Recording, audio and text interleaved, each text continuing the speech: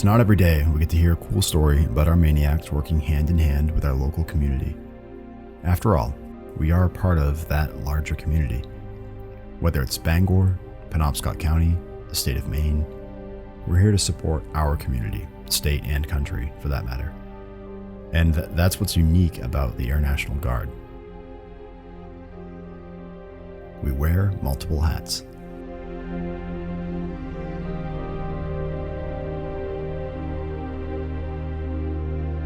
I'm Master Sergeant Andy Sinclair, and this is episode 52 of the MAINEiac radio show. Joining us is Master Sergeant Anthony Melanson and his fellow firefighter, Jordan Decker.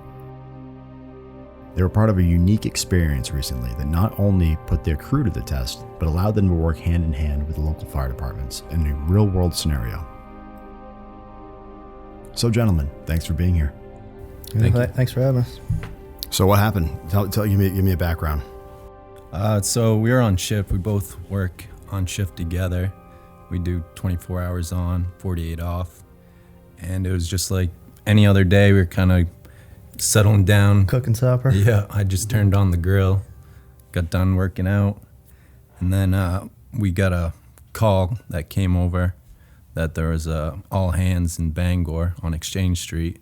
So immediately we all jumped on the truck, geared up.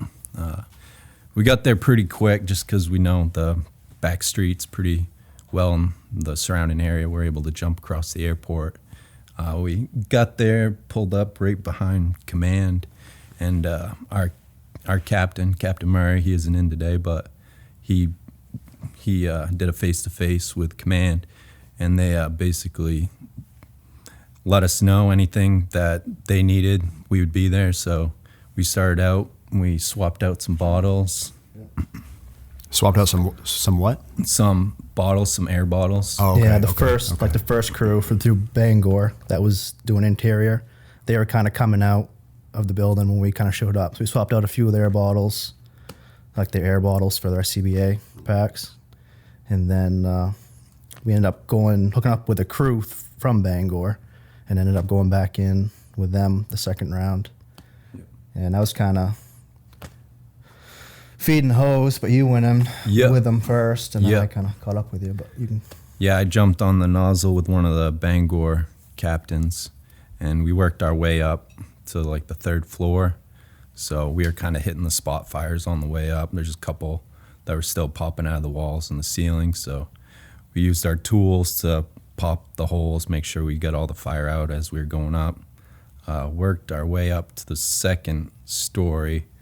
There's a door at the top of the stairs. I remember I opened that. It was a multi-unit building, so they had multiple housing inside of this one house. So once we got to the top of the stairs, I opened the first door, and there was another door behind it locked. So I checked that, closed that door. The stairway kept going up, so we proceeded up to the third floor, where it was pretty well opened up in the attic and most of the fire was ripping out through the walls. So at that point, we climbed up in the attic and started doing some more ripping and tearing, got most of the fire out, and we did some ventilation, some hydraulic ventilation. What's that mean? So basically for hydraulic, there's two different ways you can vent. You can use positive pressure fans to push air in, which will push the smoke and the heat outside of the building. Makes sense. And then you can also use your hose line where you open it up in front of a window, and just that pressure of the water shooting out the window will actually pull the smoke and the heat out. And you kind of want to do that with a coordinated attack. So like depending on which way the wind's blowing might determine which window you actually use. But we went to go pop the windows, and most of the windows were already broken, and we're not sure if someone else broke them, but there was also reports of an explosion, so possibly the explosion might have already knocked out the windows. So at that point, we went up to the windows to do our hydraulic ventilation, trying to suck more smoke and heat out of the building to clear it so we could continue doing salvage and overhaul and trying to search and locate any extra fire. And then at that point, once we got all the fire out, we got most of the smoke all cleared out. We could tell that pretty much all the fire was out. We worked our way back down, And then at that point, we worked as the outside hand crews, helping jack hose, and we moved to the exterior of the building. You want to hit on any of that, what we did for protecting exposures? Because there was, during this call, there was actually 2 houses that were on fire right side by side. Mm-hmm. So we were working in house, I can't remember if they had, if ours was house 1 or house 2. I believe we were one. Or 1, yeah. So they ended up, house 2 actually kind of got out of hand, got away from them for a little bit. So they actually pulled everybody out of that one and then kind of hit it, like surround and drown with their ladder trucks and with hose lines from exterior.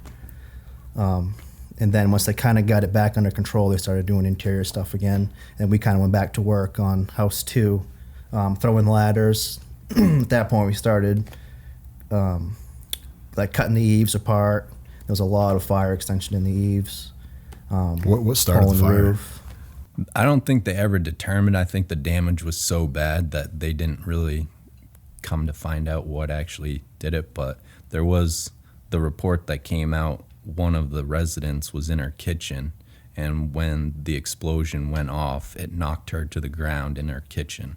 So that was unconscious, or no, but it knocked her to the ground. So something big. So there must have been something pretty big that actually ignited, and that would make sense because when we showed up, it was already like fully involved. Every floor was on fire, so there was definitely a large amount of fire that actually ignited it.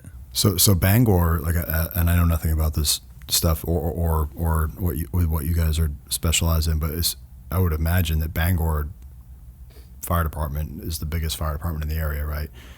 So yeah. for them to call on you guys in other towns, that's pretty crazy. Yeah, so it was all hands on deck. So basically, second alarm, if they call for a second alarm, we're automatic for their second alarm. So if it's that big, like they know they're not going to be able to do it all on their own, and they're going to need extra manpower, extra like resources, equipment. Like they call in surrounding towns for, even like Holden showed up just to help resurface air packs. And wow. So is this the first time this has happened? Like I haven't heard this. No, we signed a new mutual agreement this prior year with Bangor, but now that we have a working engine fully crewed, we actually respond with Herman Fire, Levant, Hamden, I think even Glenburn.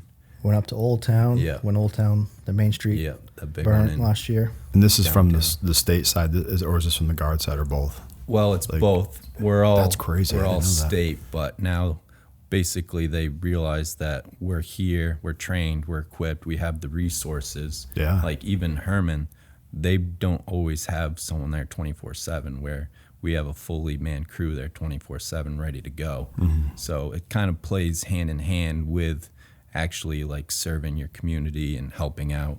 I mean, the military's helped us out a lot by sending us out to get trained, certified, giving us all the gear and apparatus. So we might as well try to help out our local community. And once they realized we were able to do that, they've actually like taken it on a lot more and called on us a lot more. Like It's still a pretty new process for us. Like Sergeant Wilson said, pretty much the last year or so has been really been ramped up. And I mean, you going guys on calls and training with Bangor, looking to do a lot more training with them, get them out here, and we do aircraft burns every year, and then maybe us go down and train with them down at the burn building at the south end of the airport. Is that like ripped by Blackbeards? Is that on right the side? behind Yeah, it, yeah. Yep. Okay. Yeah, I've the seen- life flight hangar. I've seen it once where that whole building was up and you guys were all trained. Yep. It's pretty cool. Yeah, they're actually out there today because they've got some nice props too, like some roof ventilation. They've got like a window bailout props. So you guys, you know, I hear this story. I hear stories like this, and it just reminds me of like, you know, that you guys are kind of like the Swiss Army knife. I would imagine, like with like when it comes to firefighting, because not only I would imagine you guys are obviously you're trained in putting out fires like in buildings, right? But you guys are also trained on the other side where if God forbid a plane goes down, you guys are dealing with all the fuel and I feel like that's a whole nother side of the house, you know. So it's pretty cool that they're utilizing you guys, and Yep. and you really hear about that. Like I've heard about that with with security forces, like at bigger bases or maybe active duty bases where they patrol, they have jurisdiction like 15 miles outside the gate, and they can pull over civilians and give them tickets and stuff. But I've never heard about that with firefighters. That's pretty cool. Yep. Yeah, we're pretty fortunate. I mean, a lot of our guys that work full time, they also work on local departments. So kind of getting that network out there, and once they find out that they know that we're able to do that and what we're capable of doing, they took full advantage of it. And now we're probably actually one of the more busier stations for actual like fires and vehicle accidents. Well, you guys are also EMS. Like if I pass out, like you guys know how to, which is crazy too. Yep. I mean, are all firefighters are though, right, or no? A lot of them are first responders, and then you have EMT. We're both. That's crazy. We're trained at first responder level, but like I'm a EMT. We've got medics on. We've got EMT advanced. So you guys really are like a Swiss Army knife. Yep. Then that's crazy. Yeah, because you never really know. Like, kind of the Air Force, you never really know where you're going to be put. I mean, we've been to stations all over the country and world, so you never really know. Every station's different, where you might have one department that's strictly structural firefighting, or you might have another where you actually have to respond to fuel and aircraft fires. So you never really know what you're going to get. So we basically have to be broad in our training, and then that kind of plays off on whatever we end up showing up to. And you've deployed quite a few times. Yep, yeah. I've gone 4 times already, getting ready to go for another. Jesus. So that's so you have the worldwide experience. Yep. And I'm sure it's different everywhere you go. Oh yeah. Sometimes you show up and you have one truck, and they're like, "All right, good luck. Here it is. Figure out the station." And then I've been to others where there's 3 or 4 stations and 25 different trucks, and so it all depends. So for those who are listening that can't see what we can see, so Sergeant Melanson sitting here, he's got an Air Force uniform on, and Jordan has a state uniform on. Can you guys explain the relationship and what that's all about? Because not everybody knows why we see some blue uniforms out here with the camis on.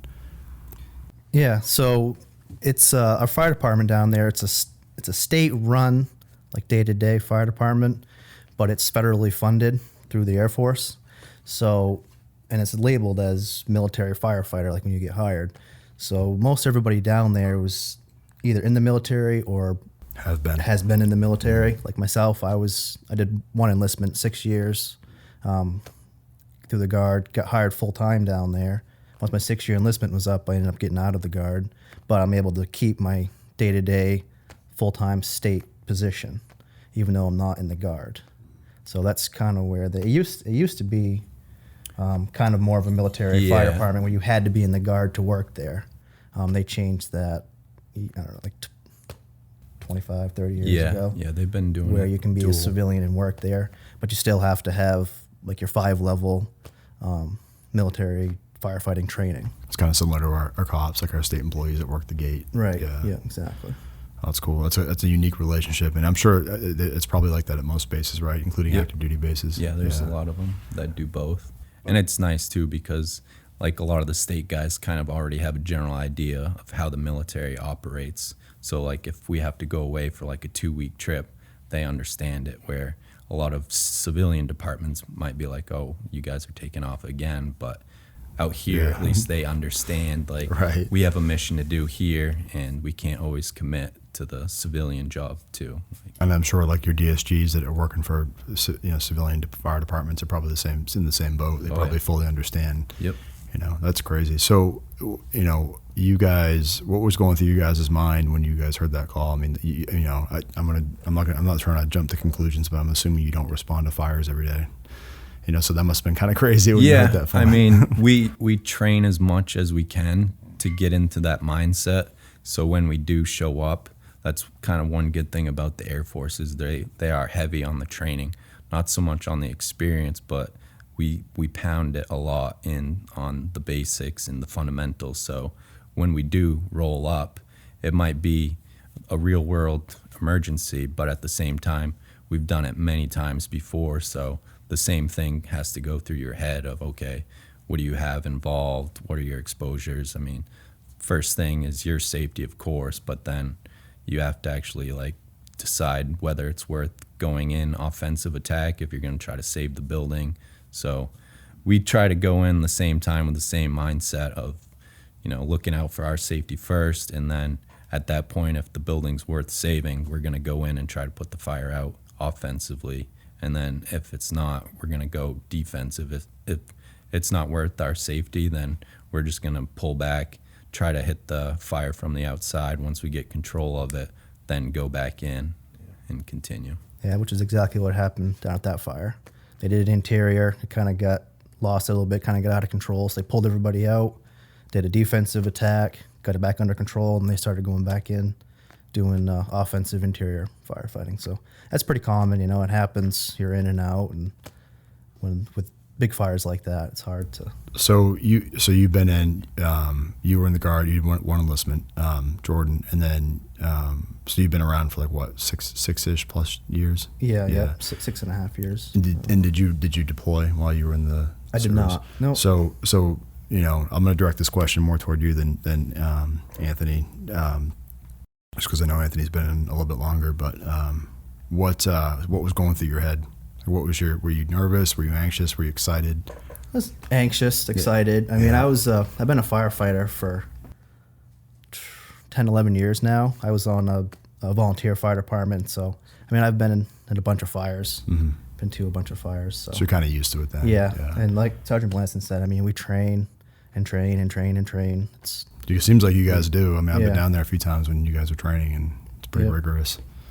It's good. I mean, it's exciting. You get anxious, but you got to also kind of keep your cool and stay calm and collective. And it's just like a firefight. Yeah. Yeah, same idea. So, I would imagine that you're, the more panicked you are, the less trained that you are, the less fluent. And, right. And then you get. Yeah, then mistakes happen. Exactly. People die. It's.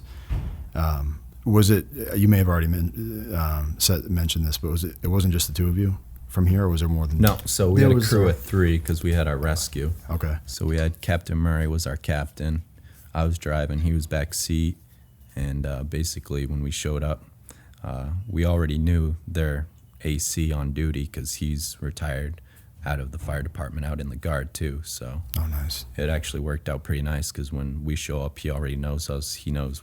I've worked with him many times. Jordan's worked with him many times, so he knows what we're capable of. And he saw us, and right away he was like, "Yeah, jump on that line with those guys and go in with them." And they were happy to have us because I think Bangor's been hiring a bunch of new guys too. So I think he actually had a new guy on the hand line with him. So we kind of combined and helped both of them out. So you guys must have a pretty good relationship with all those guys. Yep. Yeah, we work with them quite a bit, and they're happy to have us. And even I think most of the surrounding towns are happy to work with us because we can bring another level to the service where they might not always see it, and they kind of just see us out here but not really fully sure of everything we do. So like yesterday we brought the UH-60 out to Old Town, and we had them do a familiarization on it, and we actually brought our prop out and let them pull victims out of the helicopter, and the Army Guard let them shut down the helicopter with the props running and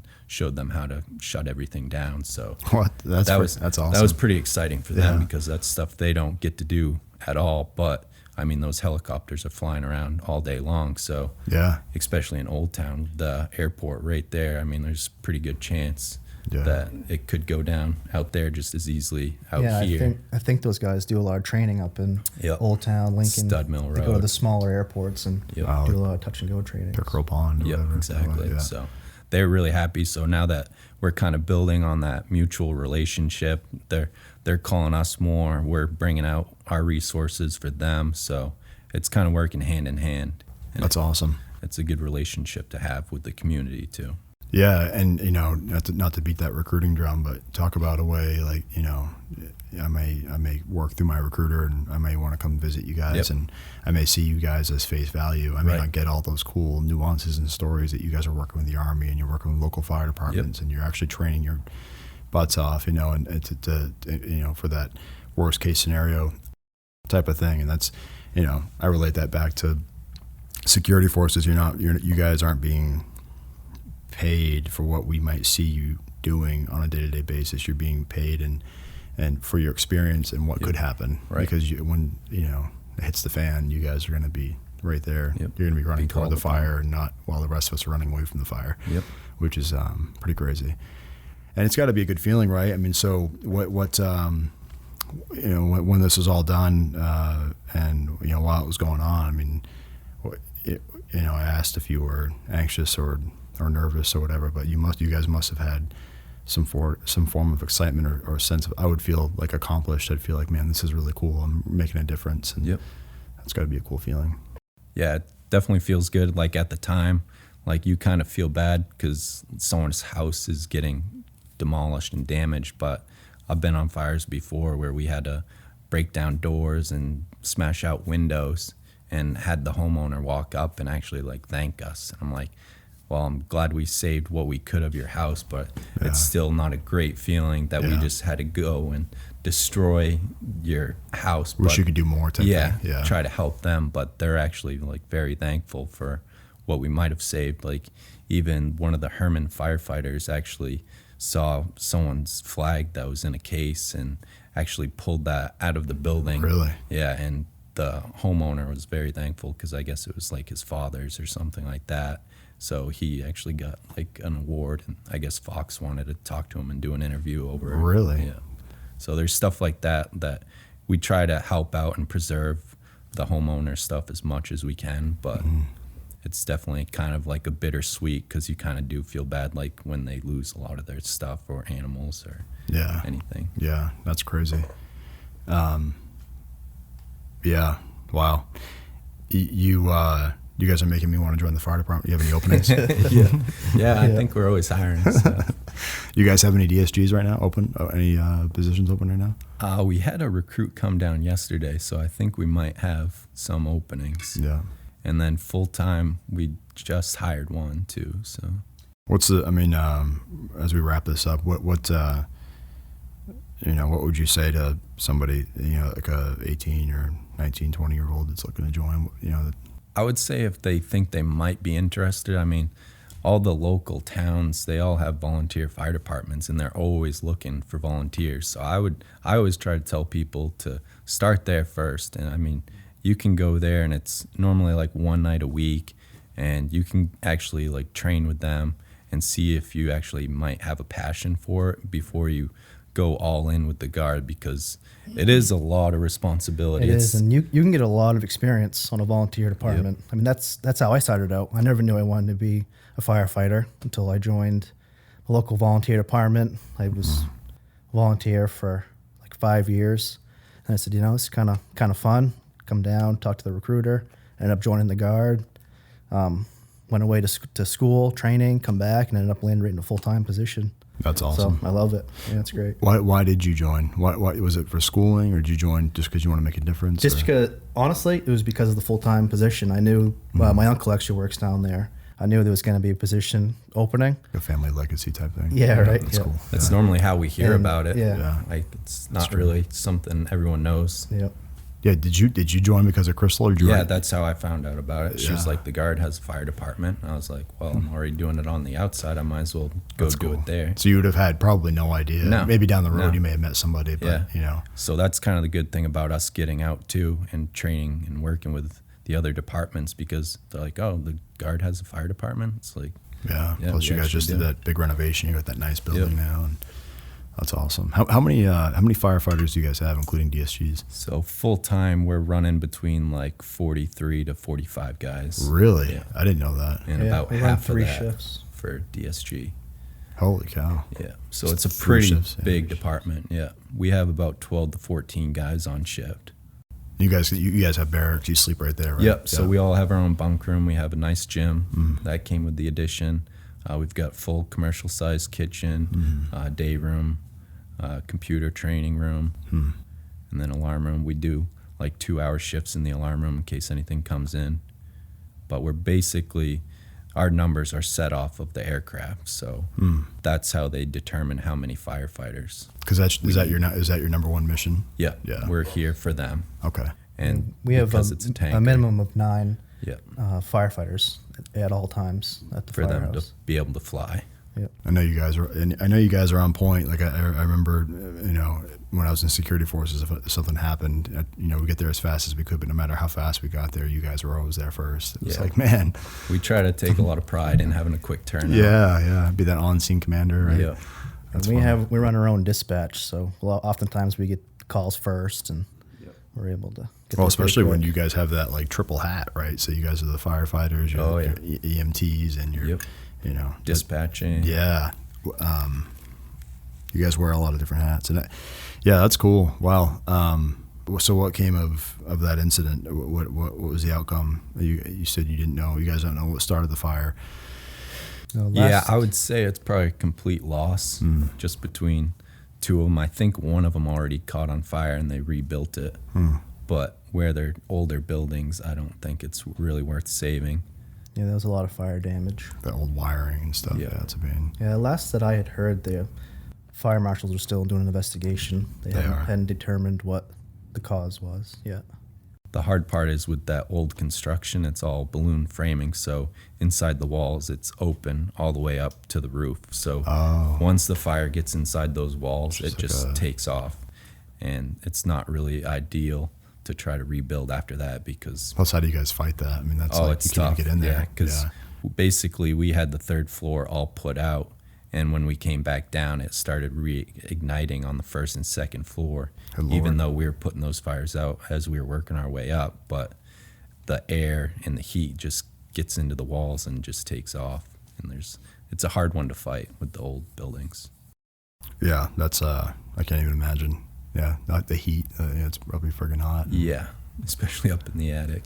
Well, it's crazy too. I mean, you got people always kind of complain, or I shouldn't say complain, but you always hear fumbling and bumbling. Even take this exercise is coming this weekend. But that's what we're here for. Yep. And you guys are an epitome of that. That you train. You train to fight and you fight to train type of thing. And that's crazy. And like I said, I've been down there with you guys just and watched and documented what you guys do for your. I forget what you call it. It's like your own PT test kind of thing. Like our combat. Yeah. CPAT. Yes, that's what it was. Yeah, that was crazy. I remember thinking, man, that's a tight space to be crawling through, and you got to carry that friggin' body. Yep. Which makes sense. I mean, you guys could be doing that. Probably have done it. But absolutely. Yeah, we go to rescue school too, which is rescue 1 and 2. It's a total of a month training, and we do even more confined space where you have to actually like dig your way into a concrete box and then drill your way out with like an inch drill bit, and the biggest guy has to fit through the hole. So we get pretty used to going through tight confined spaces. Lord. Yeah. That's crazy. Is there anything you guys want to add? Anything from the story that you guys can think of that you want to share? I think we pretty much hit the highlights of covered it all. What happened, and just basically our role on the base and the surrounding towns. I'm sure leadership was pretty happy to hear about the success, and that's cool. It's always good to represent the MAINEiacs in that way. Yep. You guys have a big MAINEiac decal on your new truck? We've got, it's like the state of Maine Air National Guard. Man, you guys should get one of those decals though. Yeah. Might have a sticker here or there. Good recruit. I'm talking like something that's like 2 feet long. The big one. Yeah, the big one. Slap across on the side. Yeah. When you guys deploy, you guys don't ever take any of your engines? No, everything's deployed in location, so we just bring our fire gear. I don't know if you see those cool photos of like the C5 or the C-17, the nose that pops up, and then they drive the... Yeah, I mean, if we're going to like a forward operating base, we'll bring something. Vehicles, but they're already deployed. Well, I appreciate it, guys. I appreciate you guys sharing your story and appreciate what you guys do. That's crazy. I didn't realize the scope of what had actually happened, but that's wild. So we'll talk again soon. You keep us in the loop if anything else happens, and be safe. Sounds good. Thanks for having us. Thank you. Alrighty, thanks again, guys, for coming on and sharing your story. It's drill weekend. The exercise that we've been prepping for is finally here. Let's knock it out of the park. I'm going to put a quick plug in for the Maine State Command Chief's Facebook page. Be sure to head over there and give it a like. He posts photos and videos from his travels around the state, visiting the men and women of the Maine Air National Guard. be sure to utilize this page as a means of communication as well. Have a question for the Chief? Shoot him a message through his page and he'll do his best to answer it. And if he can't, something tells me he has resources to get that answer you need. Hopefully everyone has a safe and productive drill weekend. It's probably safe to say now that summer is knocking at our door, so be sure to stay safe during your summer activities. Take care of each other. So long.